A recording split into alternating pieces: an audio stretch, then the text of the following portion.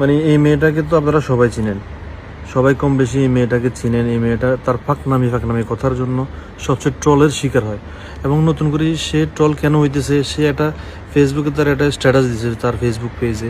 সে সেখানে লিখছে, আমি নাকি দেখতে হানিয়া আমিরের মতো। আসলে কি তাই? সে নিজেকে পাকিস্তানের একজন অভিনেত্রীর মতো দেখা যায়, বোঝা যায়, সেই হিসেবে তুলনা করছে। এরপরে ফেসবুকে এটা নিয়ে ট্রোল প্রচুর পরিমাণে হইতেছে। এখন কথা হচ্ছে, এই মেয়েটা কিছুদিন পরে পরে এমন একটা কথা বলে যার কারণে সে ট্রোলের শিকার হয়। এই মেয়েটা এর নিজের কারণে ফেসবুকে ট্রোলের শিকার হয়, কারণ সে বিভিন্ন সময় বিভিন্ন ধরনের আজগুবি কথা বলে বসে থাকে, যার কারণে পাবলিক তাকে নিয়ে প্রচুর পরিমাণে সমালোচনা করে থাকে। তার সমালোচনাটা এখন থেকে শুরু হয় নাই, সে অনেক আগ থেকে শুরু হয়েছে।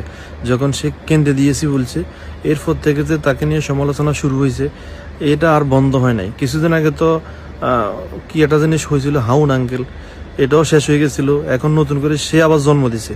এখন আমার মনে হয় সে ইচ্ছা করে এগুলা করে। তার বয়স যে বয়স, এই বয়সে সে বেশি বেশি পাকনামি কথা বলে, যার কারণে সে বিভিন্ন সময় বিভিন্ন ধরনের ট্রোলের শিকার হয়। এবং এটার জন্য আমি মনে করি সে নিজে দেয়, কারণ তার যে বয়সে যে কথা বলা দরকার সে কথা না বলে সে যদি মানে বুড়া মানুষের মতো কথা বলে থাকে, তাহলে সে ট্রোলের শিকার হবে, এটা স্বাভাবিক।